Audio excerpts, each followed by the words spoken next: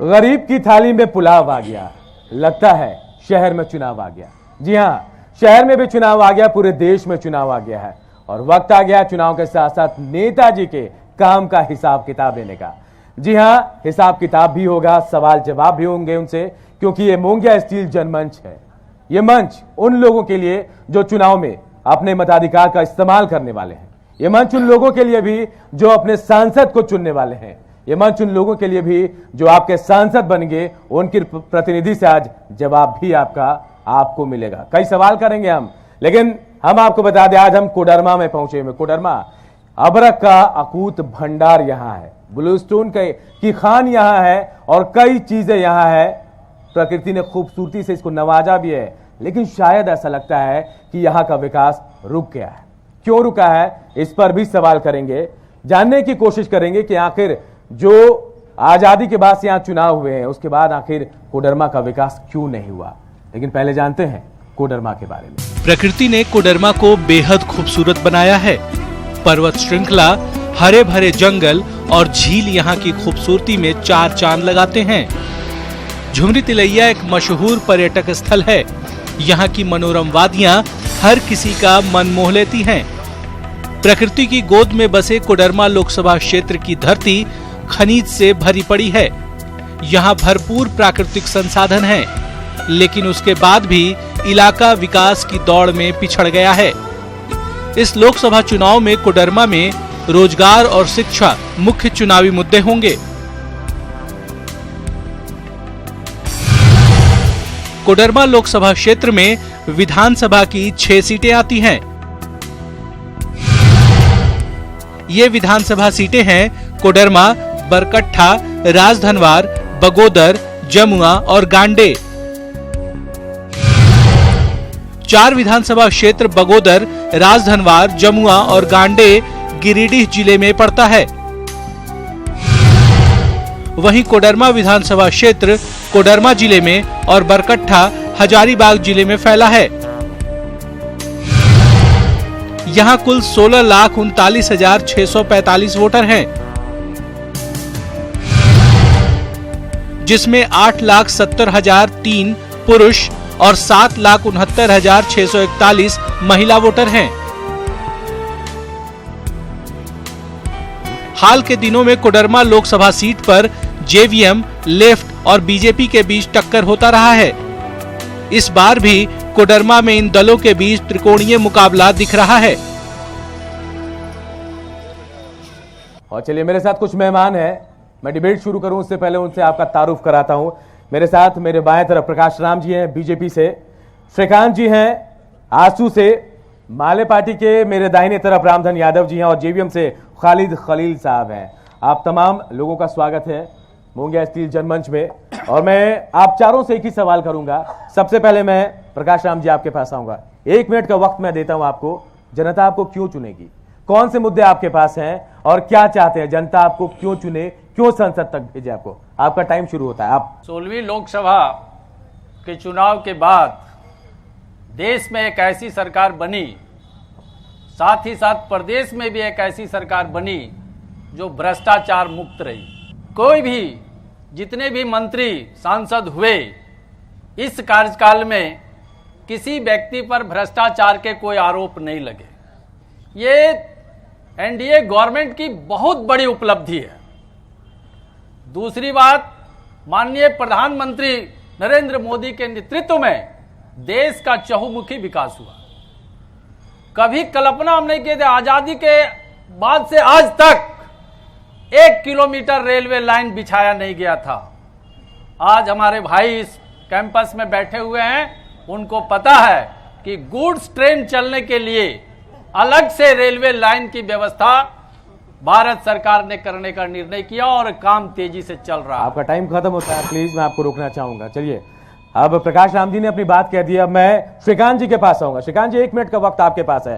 क्यों आप बीजेपी के साथ आए, आपके उम्मीदवार को क्यों चुनेगी जनता। निश्चित तौर पर कहीं ना कहीं एनडीए का एक सहयोगी दल होने के नाते, सहयोगी का साथी होने के नाते निश्चित तौर पर आजादी के बाद जो हमारे देश में जो विकास का चहुमुखी विकास हमारे आदरणीय नरेंद्र मोदी जी के कार्यकाल में हुआ, आदरणीय नेता के रूप में युवाओं का जो एक बड़ी लहर के साथ आदरणीय मोदी का साथ रहा, निश्चित तौर पर अभी हमारे प्रकाश राम जी ने पूरी विस्तार पूर्वक से देश की वर्तमान स्थिति पर, अपने हालात पर चर्चाएं किया। निश्चित तौर पर मैं एक एनडीए का सहयोगी दल होने के नाते मैं चाहता हूं, राष्ट्र का अगर नवनिर्माण चाहते हैं और नवनिर्माण चाहिए तो निश्चित तौर पर आज, क्योंकि देश में कोई प्रधानमंत्री का कोई विकल्प नहीं है, इसके लिए पूरे देश के युवा, देश के पूरे जनता आज आदरणीय नरेंद्र मोदी जी के साथ है और आंसू कहीं ना कहीं क्षेत्र की चौमुखी विकास और राष्ट्र के नवनिर्माण के चाहता एनडीए के साथ मैं आज हूं।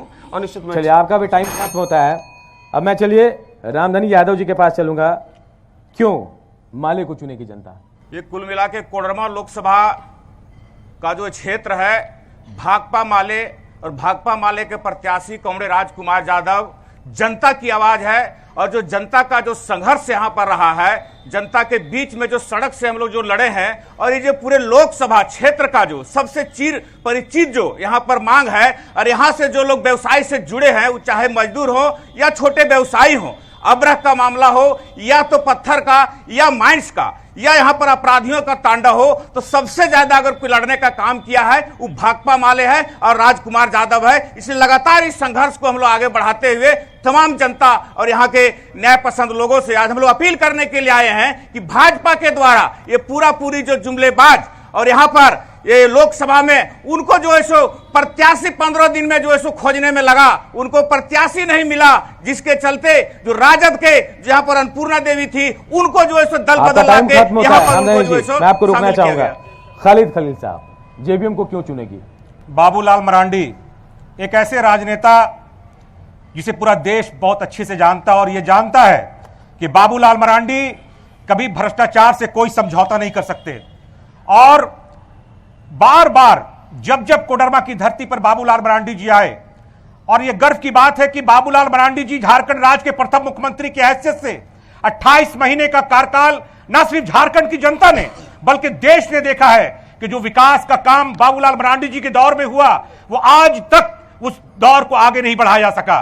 और मैं सिर्फ यह कहना चाहता हूं कि जिस तरह से प्यार बाबूलाल मरांडी जी को कोडरमा की जनता ने दिया है, हम भी आश्वस्त हैं। और क्योंकि मुसीबत में शरीफों की शराफत कम नहीं होती, करो सोने के 100 टुकड़े, सोने की कीमत कम नहीं होती। आपका टाइम खत्म जितनी होता है, बार भी हो सकता है, लेकिन बाबूलाल मरांडी आपका भी टाइम खत्म होता है। तो तमाम लोगों के मुद्दों को आपने सुना, जानने की कोशिश की हमने कि आखिर इनको वोट क्यों दे। मैं जनता के सवाल भी लूंगा, लेकिन सवाल मैं सबसे पहले जनप्रतिनिधियों से लेता हूं। जो मेरा सवाल है, जो जनता भी पूछना चाहेगी, सवाल प्रकाश राम जी, सबसे पहले आपके पास आता हूं मैं। विकास क्यों रुक गया कोडरमा का? विकास रुका नहीं। अगर कोई कहता है कि विकास रुका है तो ये राजनीतिक शब्द है। आम जनता इस बात से पूरी तरह वाकिफ है कि पहली बार देश में विकास को गति मिला। आज सभी क्षेत्रों में, चाहे वो शिक्षा का रहा हो, चाहे वो व्यवसाय का रहा हो, जितने भी क्षेत्र हैं सभी क्षेत्रों में विकास लगातार बढ़ता चला जा रहा है। कोडरमा के लिए क्या हुआ? मैं कोडरमा की बात करता हूं। क्या लगता है आपको? अबरख पूरे देश चमकती है, जिसे पूरा विश्व चमकता है, वो आपके यहां बंद पड़े खदान, ब्लू स्टोन, क्या होगा? ये फॉरेस्ट कंजर्वेशन एक्ट के आने के वजह से खादान बंद पड़े हैं। और माइका, ये जो है मेजर मिनरल में शामिल था, मेजर मिनरल में शामिल था। पहली बार इसको माइनर मिनरल में लाया गया है और माइनर मिनरल के तहत कोई भी व्यक्ति आसानी से लीज प्राप्त करके बिल्कुल मैं का काम कर आपकी आधी बातों से सहमत हूं। खालिद खलील साहब, आपको ऐसा लगता है? ये लगता है कि अबरख का खदान चल नहीं रहा, अवैध तरीके से चल रहा है, लोग चाइना तक पहुंचाने की बात करते हैं, कैसे? इनका एजेंडा जो है वो पूंजीपतियों के लिए बनता है। आज जो है अबरख उद्योग की बदहाली की जिम्मेदारी कौन लेगा? आज जो रोजगार, हमारे बेरोजगार नौजवान हैं, गरीबों की क्या हालत इस कोडरमा में आप देख लीजिए। क्रेशर उद्योग, जिस पर हम गर्व करते हैं कि कम से कम क्रेशर उद्योग से कुछ तो रोजगार चल रहा है, लेकिन आप बताइए कौन सी ऐसी स्ट्रेटजी गवर्नमेंट की है जो कोडरमा पर फोकस नहीं होता है? क्योंकि इनके पास जो वहां से नागपुर और दिल्ली से जो रिमोट चलता है वही काम ये करते हैं। कभी ये गरीबों के साथ कोई मीटिंग नहीं की। जिम्मेदारी आपकी भी थी, 10 साल आपके सांसद रहे यहाँ, बिल्कुल। क्या किया 10 साल? नहीं, बिल्कुल बिल्कुल बिल्कुल। देखिए, सबसे बड़ी बात तो यह है कि बाबूलाल मरांडी जी ने हर बार कोशिश की, और मैं बताऊं जो उनको जो जिन्होंने जो आशीर्वाद उन्होंने जिनको दिया चाहे अभी वर्तमान में कृषि मंत्री हो, चाहे जो भी लोग हो। एक विडंबना रह गई आपके साथ, जिनको भी आशीर्वाद दिया वो पार्टी छोड़ के चले गए। और मुझे पूरा विश्वास है, बिल्कुल मुझे विश्वास है कि आने वाला जो दिन होगा वो पुनः एक बार बाबूलाल मरांडी जी विकास के मैं श्रीकांत जी आपके पास आऊंगा। 4 साल आप लड़ते रहे, झगड़ते रहे, 4 साल लड़े आप, फलाना फलाना फलाना आरोप लगा, अचानक क्या हो गया? 13, 14 एक सीट आपके नाम, स्वार्थ की राजनीति। पूर्व में भी मैंने कहा कि राष्ट्र के नवनिर्माण के लिए और देश हित और राज्य हित के लिए कहीं ना कहीं मोदी जी के सपने को साकार करने के लिए, और झारखंड जल जंगल जमीन से जाना जाता है, और मैं झारखंड का एक क्षेत्रीय दल होने के नाते और मैं आशू का एनडीए का एक आशू का सहयोगी दल होने के नाते कहीं ना कहीं जल जंगल जमीन का सम्मान किया है, और आदरणीय नरेंद्र मोदी जी को सपने को साकार करने के लिए देश हित में मैंने यह सवाल उठाया है और उन्होंने समर्थन किया है। चलिए, ये आप जो कह रहे हैं ये आपको पौने 4 साल बाद क्यों याद आया कि प्रधानमंत्री नरेंद्र मोदी जी को बनाना है? आप पहले क्यों नहीं कहते रहे? देखिए, राजनीति में उतार चढ़ाव होती रहती है, लड़ना अलग बात है, घर में रहना एक जगह, बढ़िया के कहावत में कहा गया, देहाती भाषा में एक जगह बर्तन रहती है, टकराट होती है, लेकिन देश हित के मुद्दे पर और राज्य के हित के मुद्दे पर अंतर है, और हमने देश हित के मुद्दे पर मैंने फैसला लिया और आज कहीं ना कहीं एनडीए का समर्थन दिया है, तो देश हित के मुद्दे पर दिया। शायद ये आप लोगों को समझाने की कोशिश कर रहे हैं। रामधन जी, आपको लगता है तमाम लोग जो बातें कह रहे हैं, आप अकेले पिछली बार के चुनाव की तुलना करें तो राजकुमार जी दूसरे नंबर पर थे, माले का इतना बड़ा वोट कैडर, आप विधायक भी हैं आपके यहाँ, क्या किया आप लोगों ने? देखिए, लगातार हम लोग 3 बार से द्वितीय स्थान पर रहे हैं लोकसभा में, और कुल मिला के जो हम लोग जनता का आवाज जो पहले बताए कि जनता का जो जनमुद्दे रहा है, उस जनमुद्दे को लेकर हम लोग बराबर संघर्ष किए। दूसरी बात जो मैं बताना चाहूंगा कि हमारे भाजपा के भाई बोले विकास की बात, मैं विकास के बारे में, अगर सच में भाजपा विकास की होती तो सांसद यहां पर बदलना नहीं पड़ता, सांसद को खोजना नहीं पड़ता, इसलिए इनके पास विकास का कोई मुद्दा नहीं है। कोडरमा लोकसभा में भाजपा के 2 सांसद लड़ रहे हैं जी, एक हुए अन्नपूर्णा देवी जी और दूसरे हुए बबुलाल जी। यानी पिछले लोकसभा चुनाव में यहां से रविंदर राय लड़े, बबुलाल जी दुमका भागे। इस बार देखिए रविंदर राय जी चुनाव नहीं लड़े और फिर से जो है बबुलाल जी यहाँ पर चुनाव लड़े। इसलिए भाजपा से 2 उम्मीदवार हैं और जनता को तय करना है कि भाजपा को जिताना है, भाकपा माले को जिताना। चलिए, मैं आप तमाम लोगों को रोकूंगा, तमाम लोग यहाँ दावे बहुत कर रहे हैं, मैं आम लोगों के पास भी जाना चाहूंगा। किसी के पास कोई सवाल है? आपको ऐसा लगता है कि जो तमाम लोग कह रहे हैं इनमें किसकी सच्चाई है? मैं बारी बारी से जाता हूं, कोशिश करता हूं कि लोगों से बात करूं। सबसे पहले मैं जगदीश सलूजा जी, मैं आपके पास आऊंगा, आप काफी अनुभवी हैं, पूरे क्षेत्र को बहुत बेहतर तरीके से जानते हैं, आपको क्या लगता है तमाम जो लोग मंच पर बैठकर आज दावे कर रहे हैं, 5 साल पहले जो 4 साल 3 साल पहले शायद नहीं आते थे सबके सामने, लेकिन आज आए क्योंकि इनको वोट लेना है। 4 लोग आपके जनप्रतिनिधि हैं, किनसे सवाल करना चाहेंगे? मेरा सवाल मेरा सवाल सिर्फ इन लोगों से इतना ही है कि अगर आप चुनाव जीतते हैं, जिस प्रकार आज आप सक्रियता यहां दिखा रहे हैं, वही सक्रियता आप जनता के बीच में भी जाकर रखें ताकि जनता की समस्याओं का समाधान हो सके। चलिए, ये नसीहत है आप तमाम लोगों के लिए, और काफी बुजुर्ग अनुभवी हैं, इनकी बातों को सुनना भी पड़ेगा। हमारे साथ बहुत सारे स्टूडेंट्स भी हैं क्योंकि काफी मायने रखेंगे इनके वोट। आप लोग किसी से कोई सवाल करना चाहेंगे? मेरा सवाल यही है, चाहे वो कोई सर्टिफिकेट बनवाना हो या करेंट को लेके हो या पानी को लेके हो, समस्या का समाधान तो मैं जब से पैदा हुई हूं तब से नहीं मिला है मुझे। देखिए, ये वोटर्स है, जागरूक वोटर है, और ये सवाल आप तमाम लोगों से है। जवाब में सबसे पहले बीजेपी प्रकाश जी आपके पास आऊंगा, क्या जवाब देंगे इनको आप? पानी की अच्छी व्यवस्था शहर के अंदर में हो चुका है और एकदम गलत है। और एक मैं कहूंगा, मेरा ये कहना है, सुना जाए, मैं बहुत बेहतर जवाब लेते हैं पूरी बात सुनते हैं, उसके बाद तमाम लोगों के सवाल भी लूंगा मैं। और जो जिस रफ्तार से आबादी बढ़ी है उस तरह से सिस्टम नहीं बढ़ेगा। सिस्टम बढ़ने की प्रक्रिया चल रही है, सिस्टम बढ़ेगा, शहर के 100% लोगों को भरपूर पानी मुहैया होगा। चलिए, क्या बीजेपी सही बोल रही है? प्राथमिक शिक्षा व्यवस्था जो यहाँ की है, जिससे लोकतंत्र का निर्माण करना है, नए लोकतंत्र का। चलिए, तमाम लोग हैं, उनके पास भी जाऊंगा मैं। सबसे ज्यादा सवाल प्रकाश जी, मैं झारखंड का निर्माण जवाब लूंगा प्रकाश जी से। जी, जब से झारखंड का निर्माण हुआ है तब से लेकर के कभी शिक्षकों की बहाली नहीं की गई थी, पहली बार ये रघुवर सरकार हुई जो प्राथमिक शिक्षकों की बहाली की, +2 शिक्षकों की बहाली की और हाई स्कूल टीचरों की बहाली की।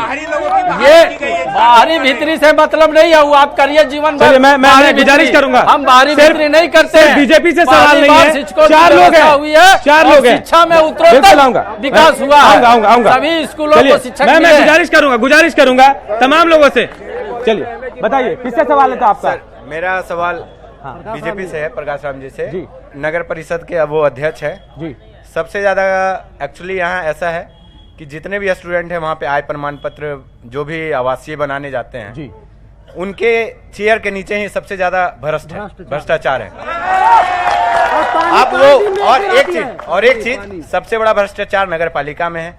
उन्होंने बोला कि पिछले 70 सालों से रेल नहीं बिछा है। मैं उनसे एक बार क्वेश्चन करना चाहता हूँ कि उन्होंने इंदिरा बस्ती में पाइप लगवाया, 6 इंच का पाइप हटवा के 12 इंच का पाइप लगवाया। जब 6 इंच के पाइप में पानी नहीं जा रहा तो 12 इंच के पाइप में पानी कहां से? प्रकाश जी, कोई जवाब आपके पास? 12 इंच से कौन सी जादू से पाइप पानी आ जाएगा? पहला तो उन्होंने सवाल किया भ्रष्टाचार का जी। मैं उनसे प्रश्न करना चाहता हूं कि नगर पालिका के किस व्यक्ति ने भ्रष्टाचार से संबंधी उनसे कोई काम किया? ये उनका सवाल मोटिवेटेड है जी। रही बात पानी का, तो मैंने अभी बताया कि पानी की पूरी लचर व्यवस्था शहर के अंदर में थी। मैं पहला व्यक्ति हूं जिन्होंने पानी पर चिंता किया। ये बात सही है, आई डू एडमिट। चलिए मैं ये बात सही है, मैं आऊंगा आप लोगों के पास, बिल्कुल आऊंगा, मैं गुजारिश करता हूं, मैं तमाम लोगों के पास आऊंगा, लेकिन सिर्फ बीजेपी से सवाल नहीं होना चाहिए। 4 लोग हैं, लगातार प्रयास जारी है। मेरा सवाल महागठबंधन के प्रत्याशी बाबूलाल जी के प्रतिनिधि के रूप में खालिद खलील जी हैं, उनसे मेरा प्रश्न है जी।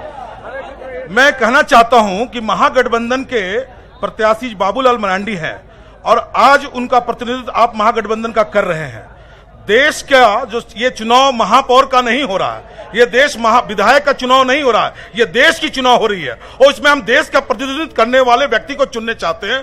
तो कांग्रेस की जो नीति है, अफसा जो आर्म फोर्सेस स्पेशल पावर है, उसको वो खत्म करना चाहती है और इसके नाते देश आतंकवाद के विरुद्ध नहीं लड़ पाएगा। मैं पूछना चाहता हूं कि खालिद जी, इस पर आपका व्यक्तिगत आप अपना प्रतिनिधित्व बताते हुए बताइए कि अगर ये देश में अफसा कानून को अगर हटाया जाएगा तो आप इस पर क्या प्रतिनिधित्व? बस बिल्कुल। खालिद जी सवाल आपसे, बीजेपी पे सवाल हो गया। खालिद जी सवाल आपसे। सबसे बड़ी बात यह है कि हर चीज को सांप्रदायिक के चश्मे से नहीं देखना चाहिए जी।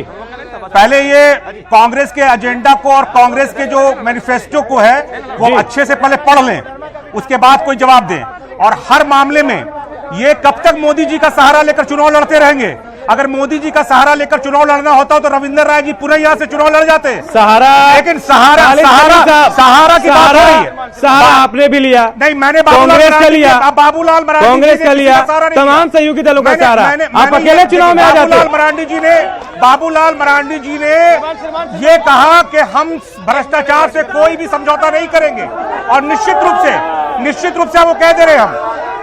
मैं गुजारिश करूंगा आप तमाम लोगों से, मैं गुजारिश करूंगा आप लोगों से, सवाल का जवाब,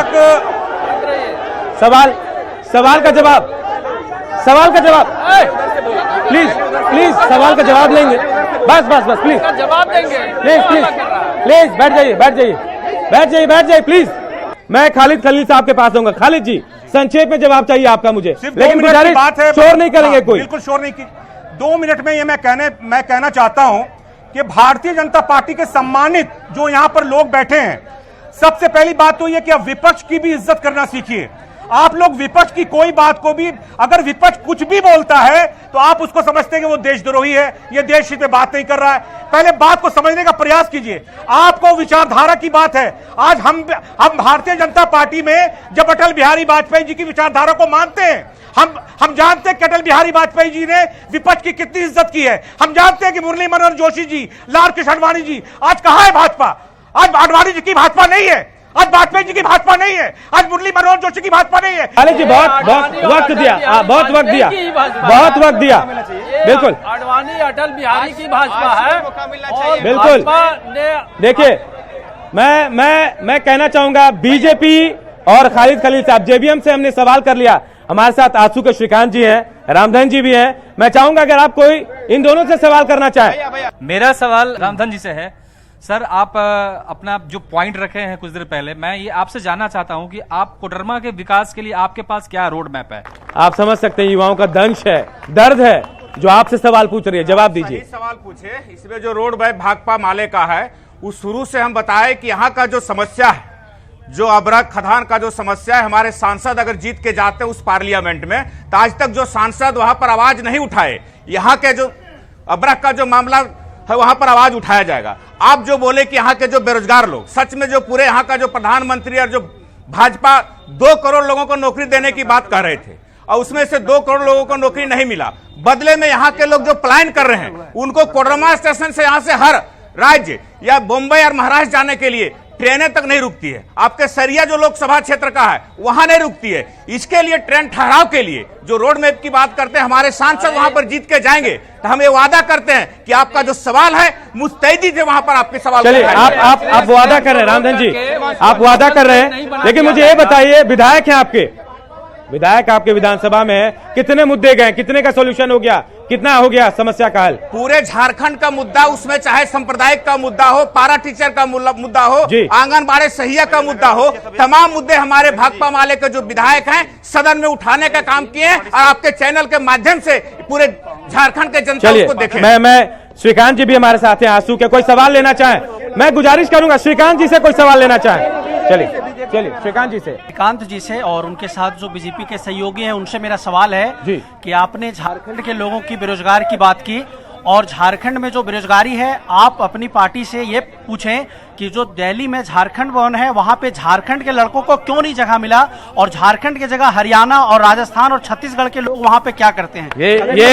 ये सवाल संसद से उठ गया, ये समझिए दिल्ली तक सवाल है कि आप झारखंड भवन में लोकल लोगों को नहीं रखते, झारखंड के लोग नहीं रहते, युवा नहीं रहते हैं हरियाणा के और पड़ोस के। क्यों, आखिर क्यों झारखंड के युवाओं की उपेक्षा की जा रही है? देखिए, कहीं ना कहीं पूर्व में भी झारखंड के जनमानस को ख्याल रखते हुए यहाँ के भी झारखंडियों के विपक्ष के लोगों को भी अवसर मिला, हमारे झारखंड में मिला, तो उस समय ये भी सवाल आने चाहिए। वर्तमान में अगर ये सवाल आ रही है तो निश्चित तौर पर हम एनडीए सरकार के लोग इस मुद्दे को लेकर गंभीरता ले रहे हैं और आने वाला समय में इसको प्रमुखता रूप से हम लोग इसको गंभीरता लेंगे और हमारा अर्थक प्रयास होगा कि ये आश्वासन दे रहे हैं आप, आश्वासन दे रहे हैं इस वक्त, क्योंकि चुनाव है, चुनाव के बाद पता नहीं लोग ये कह रहे हैं कि नेता आते हैं, वादे करते हैं और चले जाते हैं। ऐसा तो नहीं कि आप भी चले जाएंगे? इसके पूर्व में भी सरकार थी, इसके पूर्व में भी 25 साल। कहना चाहता हूँ प्रकाश जी, आपसे भी सवाल था। जो सज्जन इस तरह का प्रश्न उठाए हैं उनको कुछ प्रमाण भी देने चाहिए कि मैं गया, हमको एंट्री नहीं मिला। ये झारखंड भवन झारखंड के लोगों के लिए है और हम लोगों को आपको ऐसा लगता है? वहाँ लोगों को पूरी स्वायत्ता है। सवाल जिस भाई ने हमारा पूछा था, युवा है हमारे वो भाई, उनका कहना है कि आम लोगों के लिए झारखंड भवन नहीं है। आम लोगों के लिए झारखंड भवन हो जाएगा तो फिर वहाँ भगदड़ मच जाएगा जी। इसलिए कोई खास लोग कोई व्यक्ति जाएंगे तो वहाँ उनको स्थान मिलेगा, ये मेरा मानना है। ऐसा नहीं कहा जा सकता कि पूरे झारखंड के लोग एक दिन चल जाएंगे, उतनी स्वायत्ता नहीं है। दोस्त हैं जो मुझे बार बार बुला रहे हैं, युवा है, उनके पास भेजाऊं। प्रकाश जी, आपको कैंडिडेट इंपोर्ट करने की जरूरत क्यों पड़ गई? क्या रविंद्र राय पे भरोसा नहीं था, नीरा यादव पे भरोसा नहीं था, या फिर जानकी यादव पे भरोसा नहीं था आपको? मेरा इस संदर्भ में जवाब स्पष्ट है जी कि भारतीय जनता पार्टी और नरेंद्र मोदी में आस्था व्यक्त करने वाले सभी सज्जनों, माताओं, बहनों का स्वागत है और नरेंद्र मोदी के नेतृत्व को स्वीकार करके यहाँ खड़े हुए लोग जो भी हैं, जो बैठे हुए भी हैं, वो अगर आते हैं तो मैं उनका स्वागत करता हूं। और अन्नपूर्णा देवी कोई गैर राजनीतिक व्यक्ति नहीं है, उन्होंने लंबे समय तक कोडरमा का नेतृत्व किया है और स्वच्छ छवि की महिला है। एक सवाल मेरा आपसे ये है, मोदी में आस्था व्यक्त करके एक सवाल मेरा प्रकाश जी से, राष्ट्र को अपनी सेवा देने का काम किया है। मैं एक सवाल प्रकाश जी, मेरा सवाल आपसे, कल तक आप जिनको गालियां देते थे, जिनको कोसते थे, आज पानी पी के उनकी बड़ाई कर रहे हैं आप। मैं बड़ाई नहीं कर रहा हूं, मैं बड़ाई नहीं कर रहा हूं, मैं हकीकत बयान कर रहा हूं जी। राजनीतिक में फेर बदल होता रहता है, अभी हमारे कांग्रेस के कीर्ति आजाद हमारे पार्टी के उम्मीदवार थे, धनबाद से कांग्रेस के कैंडिडेट हो गए। ये राजनीतिक में लोगों का आना जाना लगा रहता है। जिस समय जो सरकार चल रही होती है उस पर लोग आस्था व्यक्त मैं करके जनता से पूछना और चाहूंगा, उसके क्या ये नेतृत्व को स्वार्थ की स्वीकार राजनीति करके नहीं आते है? हैं। और वही काम अन्नपूर्णा देवी ने किया है। देखिए प्रकाश जी, आप सुन रहे हैं, चलिए मैं अगर आप ही की बात लेता हूं। आपने अगर अन्नपूर्णा देवी को टिकट दिया आपने, चलिए आपको ऐसा लगता है कि यादव वोट बैंक यहाँ काफी मायने रखता है? ऐसा कुछ नहीं लगता जी। तो जरा बताइए मुझे, एक छोटा सा सवाल का जवाब दीजिए मुझे। अन्नपूर्णा देवी विधानसभा का चुनाव हार गई, नीरा देवी विधानसभा चुनाव जीत गई, जानकी यादव चुनाव जीत गए, तो हारे हुए घोड़े पे आप कैसी बाजी लगा रहे हैं? हार विधानसभा का चुनाव एक कार्यकाल समाप्त हो गया जी। वर्तमान समय में नरेंद्र मोदी की हवा पूरे देश में फैली हुई है थोड़ी, और नरेंद्र मोदी के नेतृत्व को स्वीकार करके चलिए मैं रामधारी जी, आपको ऐसा लगता है उनका अभिनंदन विधानसभा का चुनाव छोटा होता है, लोकसभा का चुनाव बड़ा होता है, अब विधानसभा में विधायकी नहीं बचा पाए, लोकसभा में? देखिए, हम तो बताए कि कुल मिला के भाजपा ऐसा कोई विकास नहीं किए हैं, जिसलिए यहाँ के सांसद जो वर्तमान में थे उनका टिकट काटा गया और 15 दिनों से पूरी खोजले चल रहे थे पूरा क्षेत्र में कि यहाँ से प्रत्याशी कौन होंगे जी। तो राजद से जो अन्नपूर्णा जी थी उनको इन्होंने ध्वस्त किए और ध्वस्त करने के बाद जो वही अन्नपूर्णा जी, आप जैसा बताए अभी जी कि जो ऐसो गाली दे रहे थे पिछले 1 महीना पहले, वही अन्नपूर्णा जी जुमलेबाज चौकीदार चोर है, आपके टीवी के माध्यम से चला था। हम कह रहे कौन सा वैसा वॉशिंग मशीन हो गया जो आप कपड़ा की तरह धो के निकाल देते हैं और वो सही हो जाते हैं? ये बताइए। सवाल और मैं खालिद खलील साहब आपके पास आता हूं, श्रीकांत जी आपके पास भी आऊंगा मैं। खालिद खलील साहब, 2 यादव लड़ रहे हैं यहां से, वोट बैंक बटेगा, फायदा आपको होगा।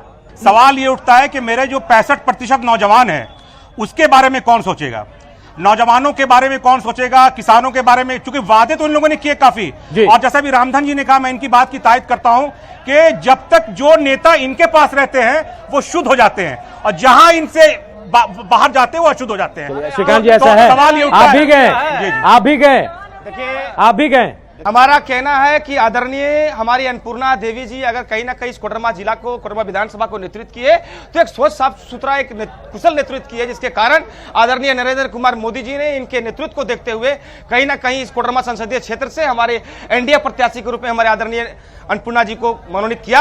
और कहीं ना कहीं यह देखने और सुनने की और जानने की चीज है, जिस प्रकार हम पुरुषों को 50% आरक्षण है उस तरह महिलाओं को भी है, और महिलाओं को देखते हुए खास करके जो कोडरमा में सम्मान हमारे आदरणीय मोदी जी ने खास करके महिलाओं को जो सम्मान दिया है, इसको इस क्षेत्र की जनता कभी भूलने वाली नहीं है। भारतीय जनता पार्टी के पास कोई महिला नेत्री नहीं थी, मेरे भाई, भारतीय जनता पार्टी के पास कोई महिला नेत्री नहीं थी क्या? कोई आरएसएस कैडर नहीं था, कोई बजरंग दल का नेता नहीं था, कोई शिवसेना का नेता नहीं था, कोई विश्व हिंदू परिषद का नेता नहीं था। हम सवाल ये पूछते हैं, 1 मिनट का सवाल है मेरा, सिर्फ इनसे सवाल कर रहे हैं, आंसू के रोग, पानी रे पानी तेरा रंग कैसा, जिसमें चले जाए हो जाते हैं वैसा। सवाल ये उठता है आखिर भारतीय जनता पार्टी में कोई महिला नेत्री नहीं थी जिसको टिकट मिलता है? अन्नपूर्णा देवी जी बहुत अच्छी है, चलिए मान जाते हैं, लेकिन भारतीय जनता पार्टी में कोई ऐसी महिला की बात ये कर रहे हैं क्या? भारतीय जनता पार्टी में एक भी इन्होंने महिला नेत्री नहीं बनाया जिसको टिकट दिया सके? और तकलीफ की बात नहीं, तकलीफ ये है कि कार्यकर्ताओं को, जो कार्यकर्ता हमेशा गरीब इशारे का काम करता है, मैं रोकूंगा, मेरे भाई काफी देर से मुझे बुला रहे हैं, मैं उनके पास आता हूं, काफी देर से हाथ उठा रहे हैं। सिर्फ प्रकाश जी ये बता दें कि इनकी सांसद 5 साल, इनकी विधायिका 4.5 साल में क्या क्या पूरे कोडरमा डिस्ट्रिक्ट या कोडरमा विधानसभा में क्या क्या वर्क किए? कोडरमा में पहली बार विकास दिखाई दिया, और अगर आप नहीं देख पाते हैं तो आपकी कमजोरी है। 14वें वित्त आयोग से आपको मैं बताना चाहूंगा, ये भारतीय जनता पार्टी की सरकार रही, माननीय अटल बिहारी वाजपेयी का, जो देश में प्रधानमंत्री ग्राम सड़क योजना आया। मेरा सवाल खालिद खलील जी से है कि पुलवामा हमले के बाद पूरा देश राष्ट्रवाद के मुद्दे पर एकजुट हुआ, और आप जिस अलायंस में हैं वो भारत माता की जय कहने से परहेज करता है, तो क्या ये बात माने कि बाबूलाल मरांडी जी को भारत माता की जय कहने से परहेज हो गया और आसपा हटाने के लिए वो भी व्यक्तिगत रूप से कसम वादे खा लिए कांग्रेस के साथ? ये खालिद खलील साहब, सवाल आपसे। सवाल ये उठता है कि ये जो देश की आजादी के बाद से लेकर अब तक क्या पिछले 4.5 साल या 5 साल में ही विकास हुआ? पहला प्रश्न। राष्ट्रवाद के नाम पर जो ये सवाल किए हैं, पहले मेरा पूरा जवाब सुन लीजिए, आप काइंडली बैठ जाइए। राष्ट्रवाद के नाम पर इन्होंने जो सवाल किया है, क्या कांग्रेस पार्टी अब तक जब तक सरकार में रही इस देश में, क्या उसने राष्ट्र के नाम पर कोई काम नहीं किया? भारत, एक मिनट, कुछ नहीं किया। भारत माता की जय बोलना और पाकिस्तान पुलवामा की बात मैं पूछना चाहता हूं। जब सवाल यह हुआ है पाकिस्तान के बारे में, तो पाकिस्तान के टुकड़े भारतीय जनता पार्टी के सरकार ने नहीं की, पाकिस्तान के टुकड़े कांग्रेस पार्टी के लोगों ने किया है। और बांग्लादेश ये मुद्दे शायद नहीं होने चाहिए। और सवाल, ये मुद्दे देश की बात है, देश की बात है, सेनाओं पे छोड़ दीजिए। और देश की बात है, जो सेना का काम है वो सेना का काम होना चाहिए। आसपा हटाने पर बाबूलाल मरांडी का क्या कहना है? पार्टी के क्या देश को बताना चाहते हैं? मैं जाकर पूछता हूँ, जाकर पूछता हूँ। काली साहब, आसपा पर बाबूलाल मरांडी की क्या राय है? क्यों हटाना चाहते हैं? क्या किसको? आसपा को लेकर क्या उनकी राय है? कोई राय, ऐसे कोई राय नहीं है। सवाल ये उठता है कि पहले समझने का प्रयास तो होना चाहिए। ये डाइल्यूट कर देते हैं हर मामले को। मिड डे मील दिया जाता है, लेकिन उनके जो गार्जियन हैं, जो जिनकी बच्चे जिम्मेवारी हैं, उनके लिए रोजगार क्यों नहीं दिया जाता है? वो 10 साल सांसद रहे, 10 साल में इसका जवाब लेते हैं खालिद खलील साहब। देखिए, मिड डे मील गुजारिश करूंगा, मैं एक सवाल का जवाब ले लें, एक का जवाब ले लें। बिल्कुल आऊंगा। खालिद खलील साहब, राज्य के मुख्यमंत्री और राज्य के जो कैबिनेट का जो मंत्रालय होता है, इसका काम है राज्य को चलाना। मैं पूछता हूं दो बात, सिर्फ ये युवाओं को समझना पड़ेगा कि सबसे बड़ी बात यह है, सबसे बड़ी बात जो है कि आखिर जब शिक्षा की बात हो रही है, तो क्या ये सच्चाई नहीं है? बिल्कुल अपने जमीन से सवाल कीजिए कि क्या ये सच्चाई नहीं कि पारा शिक्षक की जो मौत हुई, जिन्होंने आत्महत्या किया, क्या सरकार का दोष नहीं है इसमें? इतनी मौतें हो रही हैं, इसके दोष नहीं है? हम ये पूछना चाहते हैं कि आप शराब बेचने वाले का जो पगार है वो ज्यादा कर देते हैं, और जो शिक्षक है उनको आप उनका वेतन नहीं दे रहे हैं। क्या कैबिनेट में रात में बैठकर जजमेंट आता है, फैसला होता है हर हाल में? आरोप ये भी लगते हैं खालिद खलील साहब कि बाबूलाल मरांडी जी ने पुल पुलिया के अलावा कुछ नहीं किया, शायद ये आरोप लगते हैं। बारी बारी से आता हूं। कोडरमा जिला में एक मात्र अंगीभूत कॉलेज है जी, और उस अंगीभूत कॉलेज में लगभग 12,000 विद्यार्थी पढ़ रहे हैं। वहाँ पे शिक्षा की इतनी घोर कमी है, इस पे बात करना चाहिए इन लोगों को, और बहुत बेकार हो गया है। बाकी सवाल भी लेता हूँ मैं, आपका जवाब भी लूंगा। मैं कुछ लोगों के पास चलूंगा। मैं आता हूँ। चलो बताइए। हाँ, आज विकास का मजाक उड़ाया जा रहा है, विकास का मजाक उड़ाया जा रहा है, मोदी जी का मजाक उड़ा रहा है, हमारा सांसद का मजाक उड़ा रहा है, मेरा विधायक का। हकीकत है कि कोडरमा में विकास का गंगा बह रहा है। चलिए, आपका मेडिकल कॉलेज शिलान्यास हो गया काम जी। चले सवाल। कोडरमा में ड्राइवर लोगों का ड्राइविंग लाइसेंस बनता था जो मात्र 500-700 रुपए में बनता था। आज धनबाद में वो रघुवर दास के कोई अपने खास हैं, उनको वो एजेंसी दे दी गई है और 50,000 रुपए में ड्राइविंग लाइसेंस बनता है। जितने बेरोजगार लोग हैं, आज वो पूछे जो ड्राइविंग लाइसेंस बनाना होगा तो उनका नानी मर जाएगा, ड्राइविंग लाइसेंस नहीं बनेगा। और ये भ्रष्टाचार है। जी। मेरा सवाल कांग्रेस और बीजेपी दोनों से है। अभी तक जितने वर्षों ने सारे सांसदों ने यहाँ पर राज किया है, किसी ने भी, सारे लोग, जनता के जितने भी प्रकार के नौकरियां हैं, सभी का पेंशन को खत्म करने का कोशिश किया है, लेकिन नेता लोग अपना पेंशन बंद नहीं किया। आज तक अपना पेंशन बंद क्यों नहीं किया? बिल्कुल। आपका सवाल वाजिब है। आपका सवाल वाजिब। मैं जवाब सुनिए, मेरी बात सुनिए। आप लोग सिर्फ सवाल करने से फायदा, आपको जवाब चाहिए ना? जवाब चाहिए। चलिए जी। मैं बताना चाहूंगा उनको कि अनेक विश्वविद्यालय देश के अंदर में खुले, 7 IIT देश के अंदर में नए खुले जी। किन्हीं को कुछ कहना है तो बात, 7 IMS खुले,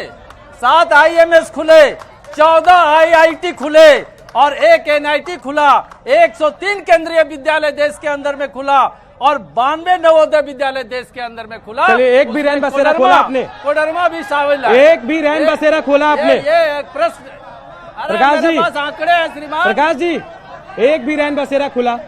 रैन बसेरा तो यहाँ नगर पालिका के बगल में हमने खोल रखा है। क्या चल रहा है? एकदम चल रहा है। चलिए, आप कह रहे हैं आंकड़ा नहीं बता रहे, रैन बसेरा आंकड़े नहीं बता रहे। यहाँ जी। चल रहा है, कोडरमा ब्लॉक कैंपस में चल रहा है, रैन चलिए। बसेरा चल रहा है। चलिए, मैं लेकिन रैन बसेरा में लोग कम आ रहे हैं। लोग चलिए, नहीं एक सवाल मैं आप चारों से लूंगा। फुलवरिया जानते होंगे आप लोग? जी। फुलवरिया, जी। वहाँ बिजली पहुंची है? एकदम पूरे फॉरेस्ट का सुना जाए, जहाँ तक जो सुनने वाले लोग हैं उसको सुने। आप लोग कृपया शांति बनाए रखें। भाई, लोकसभा का चुनाव में रण क्षेत्र नहीं है। हम सब एक है, सिर्फ विचारधारा की लड़ाई है। प्लीज आपसे आग्रह पूर्वक अपनी बातों को सामने रखिए, अपनी बातों को सामने रखिए। भाई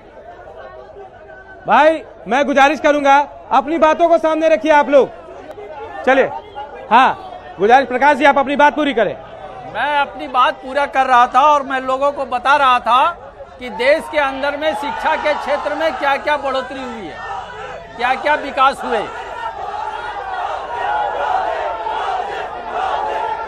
ये भाई ये चुनावी मंच नहीं है, चुनावी मंच नहीं है,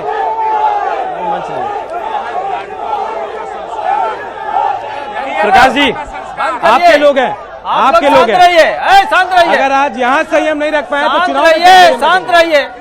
हर एक कोने में एक सवाल। चलिए, हम खालिद खलील जी से पूछना चाहेंगे, वो बार-बार बोलते हैं विचारधारा की लड़ाई है। जिस समय बाबूलाल मरांडी जी बीजेपी में थे तो उनकी विचारधारा कुछ और थी। जब सत्ता लालच जब बढ़ गया और अचानक अपनी पार्टी का विस्तार करने में लगे तो उनकी विचारधारा बदल गई। कल होकर के वो हिंदुत्व की राजनीति कर रहे थे, आज मुस्लिमों की राजनीति कर रहे हैं। हमारे विचारधारा कौन टाइप का है कि सत्ता के हिसाब से विचारधारा बदल जाती है? हमको जवाब चाहिए। भाई साहब, राजनीति है, स्वार्थ के हिसाब से विचारधारा बदलती है शायद। खालिद खलील साहब, बिल्कुल इनके सवाल का जवाब मैं दे देता हूँ जी कि अगर बाबूलाल मरांडी जी अगर अपनी पार्टी भारतीय जनता पार्टी छोड़कर गए तो तब से लेकर अब तक अभी तक वो सरकार में नहीं आए। और एक बात बता दें आपसे कि अब उस समय से लेकर वो भारतीय जनता पार्टी के राष्ट्रीय उपाध्यक्ष रहे, इस राज्य के मुख्यमंत्री रहे और केंद्र में मंत्री भी रहे। लेकिन जब से वो संघर्ष का दौर गुजार रहे हैं, अगर उनको नियत बदलना होता और अपने जमीन से अगर सिर्फ एक सवाल करना होता कि हमको भ्रष्टाचार से हाथ मिलाना है तो अभी वो मंत्री होते या हो सकता है कि मुख्यमंत्री होते। लेकिन अभी तक सरकार में वो नहीं आए। हम संघर्ष का दौर और ये राजनीति है भाई, राजनीति है जी। हम मलाई नहीं खा रहे। जवाब नहीं है। आज तक जेवीएम के कोई लोग मंत्रालय में नहीं आए, सारे लोग सरकार में आए। लेकिन झारखंड विकास मोर्चा का एक सवाल, हमारे लोग चले गए, हमने बर्दाश्त किया, लेकिन आप एक भी प्रश्न ऐसा नहीं बता सकते कि बाबूलाल मरांडी ने कोई भ्रष्टाचार से समझौता किया। एक सवाल लेते हैं, और रही बात, सवाल लेते हैं, काफी देर से कोशिश कर रहे हैं मुझे बुलाने की। एक सवाल, मैं सवाल नहीं, मैं जनता की बात करूंगा जी। मैं जनता की तरफ से, कोडरमा की जनता की तरफ से मैं ये बोलना चाहता हूँ कि मुद्दा कोडरमा का नहीं है, हमारे देश का मुद्दा है। और हमारे देश है नरेंद्र मोदी। और नरेंद्र मोदी जी, एक मिनट, नरेंद्र मोदी जी ने स्वच्छता से लेके, सवाल चाहिए मुझे, सवाल मैं दे रहा हूँ, सवाल मैं बाबूलाल मरांडी जी से करना चाहता हूँ।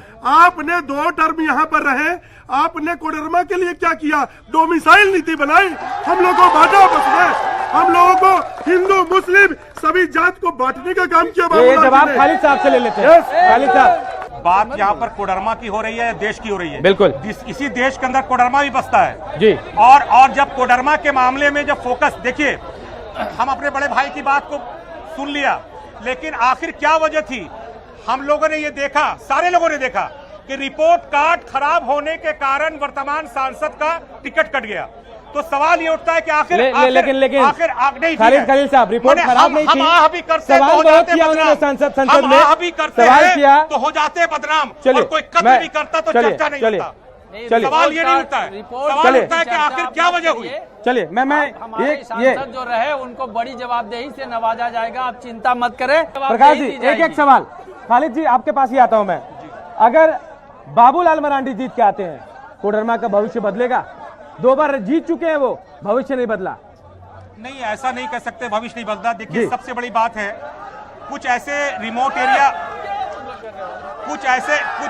रिमोट एरिया कोडरमा लोकसभा में पड़ते हैं। प्रकाश जी आज ठीक है, प्रकाश जी से भी अगर सवाल कीजिएगा तो शायद इसका जवाब वो पॉजिटिव देंगे कि बहुत सारे ऐसे जगह थे जो उग्रवाद प्रभावित क्षेत्र थे, और बाबूलाल मरांडी जी का देखिए ये प्रयास संक्षेप में ये प्रयास रहा कि उग्रवाद को जैसे भी हो समाप्त, और इसका खमियाजा माननीय बाबूलाल मरांडी जी को अपने पुत्र को खोने से, क्योंकि जब तक कोई दुश्मनी नहीं होती है, कोई किसी के बेटे को छीनने का काम नहीं करता। आज उनका बेटा भी मरा है तो उग्रवाद से लड़ने में मरा है, और आज आप देख लीजिए सकरावा के एरिया को देख लीजिए। लंबा नहीं चाहूंगा प्रकाश जी, ये सवाल मेरा आपसे भी है, आपकी केंद्र में सरकार, प्रदेश में सरकार, सांसद आपके, अगर अन्नपूर्णा जीतती है क्या होगा भविष्य कोडरमा का? बहुत बढ़िया भविष्य होगा जी। पिछले दिनों भी भविष्य बहुत अच्छा रहा है। हमको अगर 100 सीढ़ी चढ़नी थी, अगर मोदी सरकार को 100 सीढ़ी चढ़ना था, यानी 100 आइटम पर विकास करना था, तो लगभग हम 80 सीढ़ी चढ़ चुके। जो 20 सीढ़ी चढ़ना बाकी है, मोदी सरकार और अन्नपूर्णा देवी पूरा करने का। चलिए मैं रामधनी जी आपके पास आऊंगा।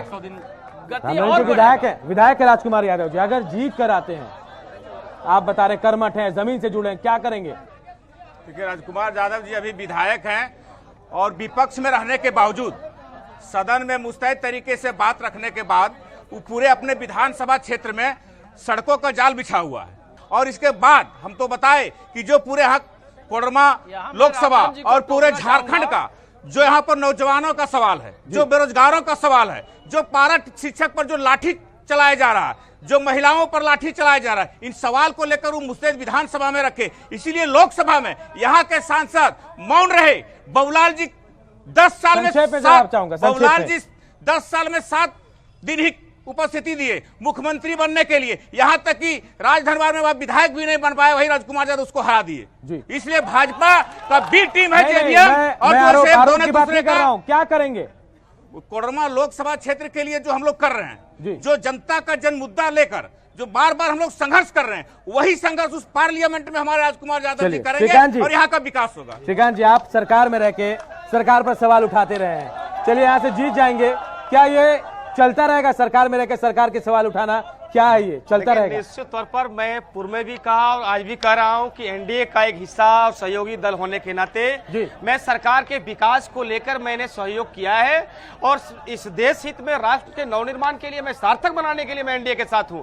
निश्चित तौर पर अगर मेरे आदरणीय श्रीमती अन्नपूर्णा जी अगर यहाँ से लोकसभा सदस्य के रूप में अगर मनोनीत होती हैं, निश्चित तौर पर यहाँ के जो वर्तमान स्थिति है, जो परिस्थिति है, दशा दिशा को बेहतर बनाने के लिए, कोडरमा लोकसभा के स्वच्छ सुथरा बनाने के लिए, यहाँ की सर्वांगीण विकास के लिए हमारी अगर कहीं ना कहीं अगर संसदीय क्षेत्र में अगर कोई बेहतर दिशा करके ले जानी चाहेगी या जाएगी, तो वह सिर्फ एकमात्र विकल्प है। चलिए ये आप तमाम लोगों का दावा है, और शायद वादा भी बहुत किया आप लोगों ने, लेकिन अगर अन्नपूर्णा देवी जी से हजम होता है तो यह पूछना चाहता चलिए मैं गुजारिश करूंगा,